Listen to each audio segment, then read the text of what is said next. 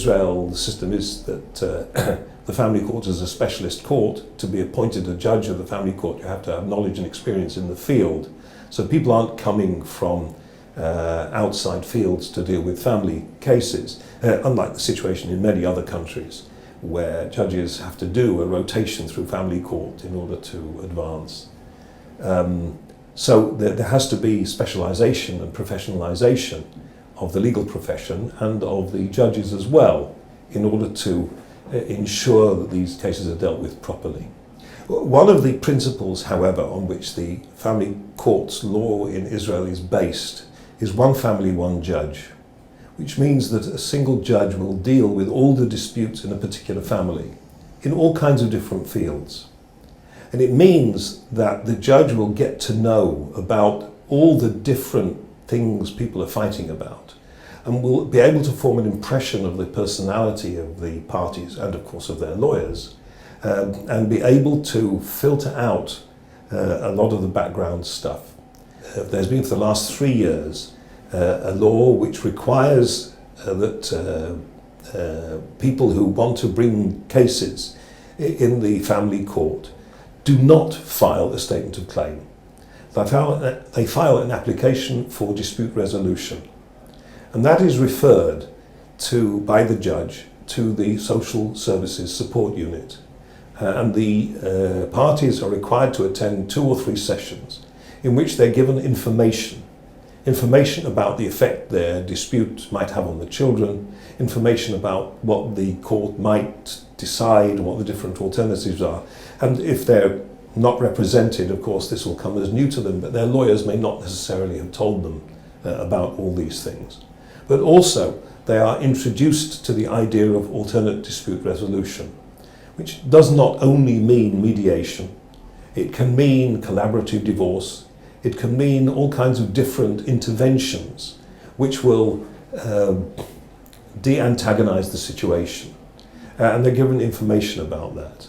And mediation is becoming more and more widespread in these cases, where at the very least the parties are being seen by a qualified person who is able to use the techniques of mediation to, again, diffuse some of the minds in advance.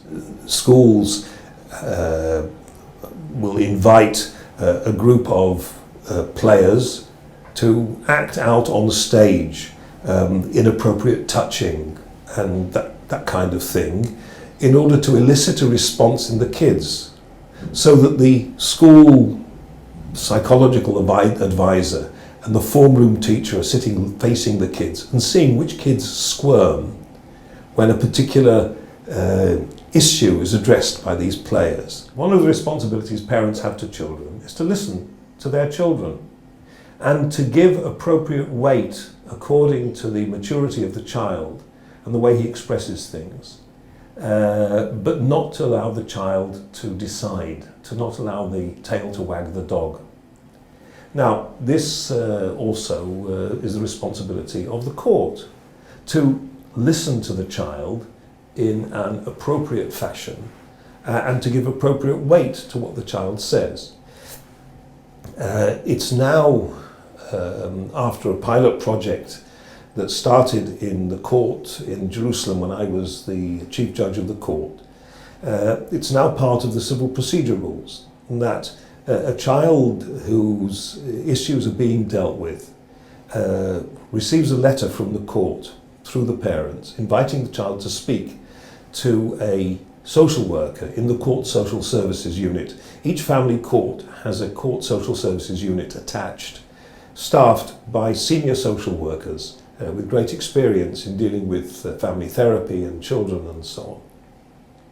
And the child is then asked, if the child wants to, is then has a session with the social worker, where the social worker tries to tease out not so much the wishes and desires of the child, but what's going on with the child, how the child feels about the dispute.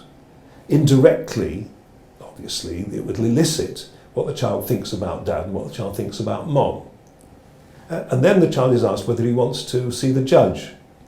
And 50% of the kids do want to see the judge.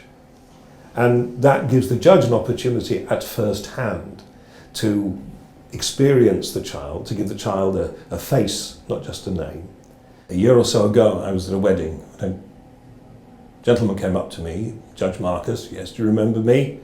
I dealt with thousands and tens of thousands of people. Of course, I didn't remember him. He gave me his name, which was a somewhat unusual name, and I started to remember. He said, I'm still seeing my child. And I was absolutely delighted. This is a case where a couple got married. It transpired after the fact that the mother has a borderline personality disorder. I discovered that in the way she handled the case. She threw out several lawyers because they didn't agree with what she had to say.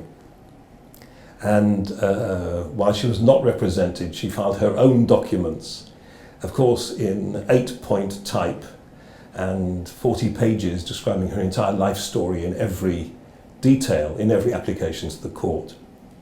And we went through what was then the usual process.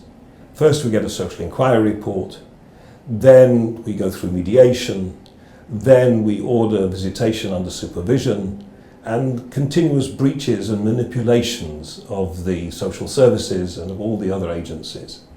It wasn't until I warned her that little Johnny has to see Daddy on Sunday, and if he doesn't, then you show up on Monday with your toothbrush because I'm sending you to prison for contempt of court for 3 days. And in that time, little Johnny is going to be with Daddy. That's when she stopped messing around.